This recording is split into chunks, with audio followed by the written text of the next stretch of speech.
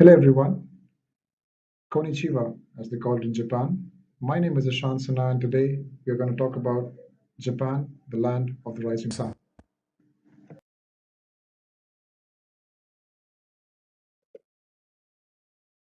A formal introduction about Japan. The currency of Japan is Japanese yen. The population is about 127 million. The capital city is Tokyo. The area is about 377 square kilometers. The national language spoken in Japan is Japanese, or they call it Nihongo.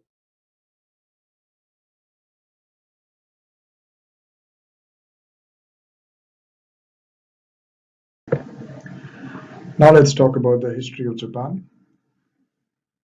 Edo period, Tokugawa shogunate. The period was between 1603 to 1868. During this period, Japan united and ended civil wars. They laid the groundwork of establishing Japan as the recognizable nation it is today. Japan had cut itself from foreign policies from Europe or America.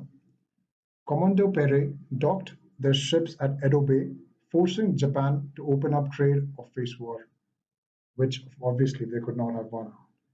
The mismanagement of the Tokugawa rulers led to the end of their rule.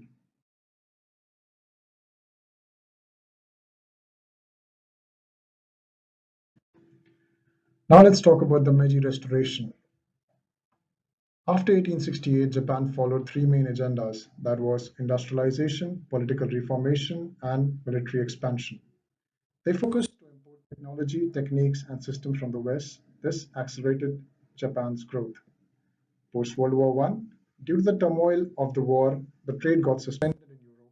The demand got shifted to Japan. This led to rise in the export market of Japan.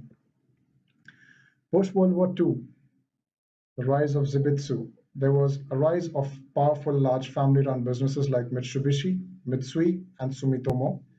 After the defeat in World War II, Japan recovered and became an economic power and an ally of US.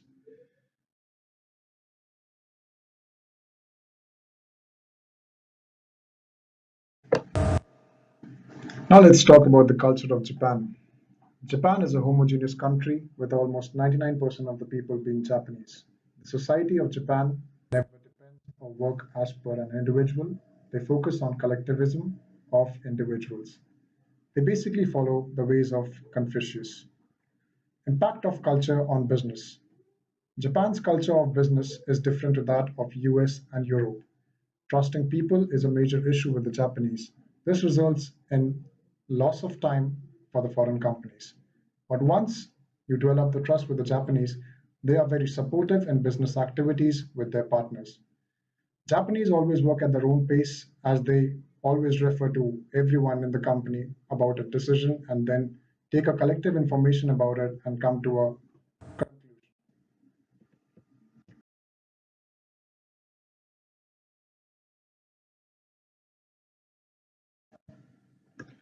Foreign company ways of doing business in Japan. Well, Japan is considered to be a very risky market due to the different methods of doing business.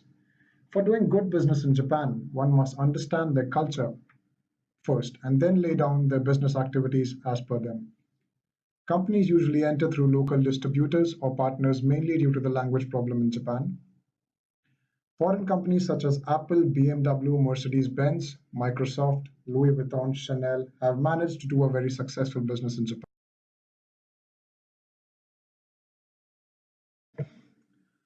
Now let's talk about the political and economic structures of Japan. After the World War II, the political system in Japan got enacted on May 3rd, 1947. Same as the UK, the emperor retained his throne as a sign of nation's unity and further elected politicians who actually hold the decision-making power. There are three branches: the National Diet, the Cabinet, and the Judiciary section. The Diet, or you can call it the Parliament, is selected as per citizen votes. It consists of 475 House representatives and 242-seat House of Councillors.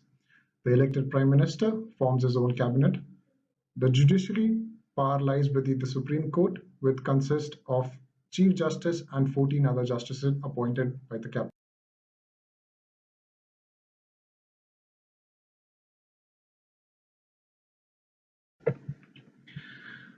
The GDP of Japan is about 5.405 trillion as per 2017 data. The GDP growth rate is about 1.5%. The GDP per capita is about 42,700. Shinzo Abe introduced Abenomics in 2013. The three arrows were monetary easing, flexible fiscal policy, and structural reform to boost domestic demand and GDP growth while raising inflation to 2%.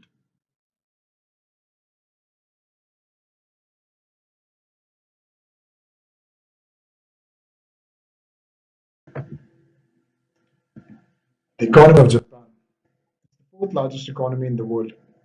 Japan is a coordinated market economy in which the prices of goods and services are determined in a free price system and a system of civil law.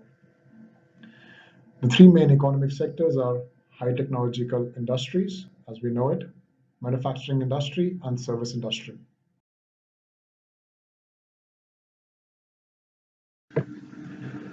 Business system in Japan. Nature of business system in Japan follows Kiritsu style of business in which they link the system, series, grouping of enterprises with interlocking business relationship and shareholdings. There are two types of Kiritsus. The classical Kiritsu, vertically integrated Kiritsu. Classical Kiritsu. In this type of composition of members of the board have a set of directors or council or presidents, you can call it. They are legally independent of each other as there is no central president in these type of businesses. For example, the Sumitomo Bank has 20 president council.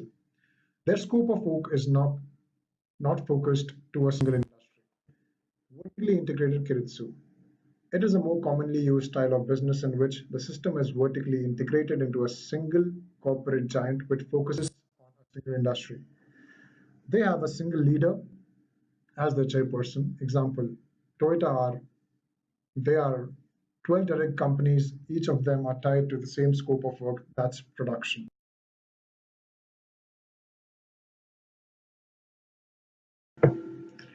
Let's talk about the impact of Kiritsu style in Japan. The Kiritsu style of business focuses on just-in-time production, and within the company there is always a motive to improve. Wage structures in Japan is the highest after United States. The hiring of employees or workers is just minimum amount to finish the job. They do not believe in hiring excessive workforce, which creates a lot of competition in the firm. This system is most commonly criticized by the labor unions as the just-in-time production increases stress levels and there is less job security due to it.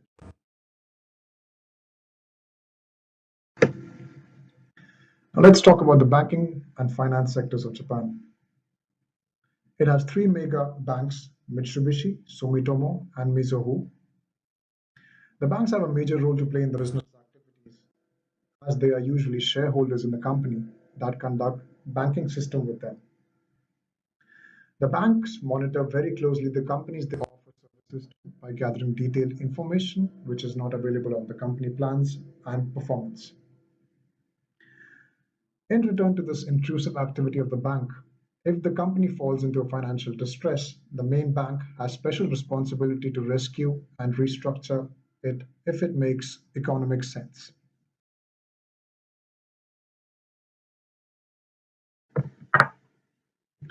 Now let's talk about the legal systems in Japan. Advertising, competitive law.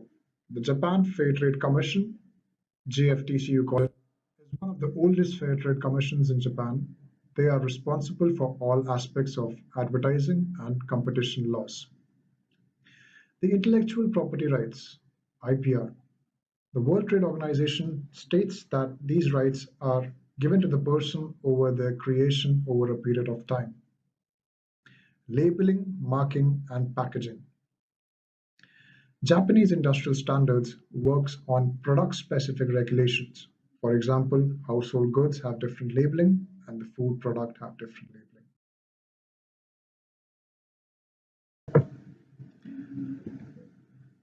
The labor-related laws. These law governs different aspects of hiring, leaves, contract, forms, working hours, breaks, days off, probation, and dismissal. Unfair Competition Prevention Law. The UPCL serves as a mean of prohibiting acts which constitute unfair competition.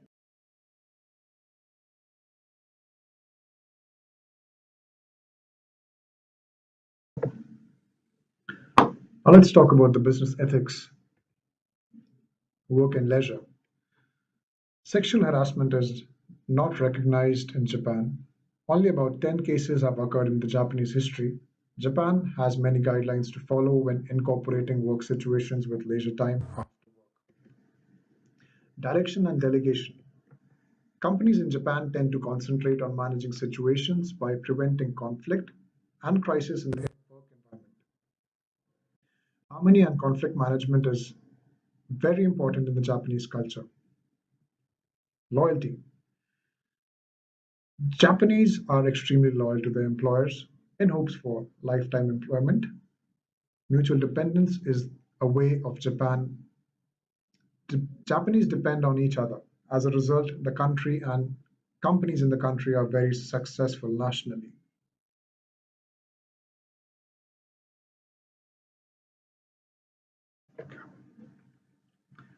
Staffing. Japanese companies are, however, more likely to hire a relative or a close friend than someone they do not know well or have to build a relationship with. Competitive. Yes, Japanese are very competitive, aren't they? Japanese are very disciplined people and they strive for perfection. They are given incentives to encourage this effort for an overall outcome of success and accomplishments. Training and development. The teachers are required to work in a certain working environment or for a certain company in which they will be teaching so that they know everything about the particular industry. Time. Punctuality is a key of their culture in Japan. They are very time specific. Mostly companies give one day off to employees to prepare for the entire week.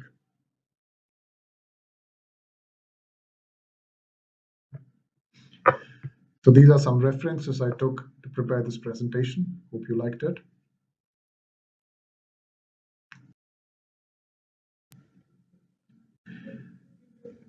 Finally, I would like to thank you all for listening. Have a good day. Bye bye.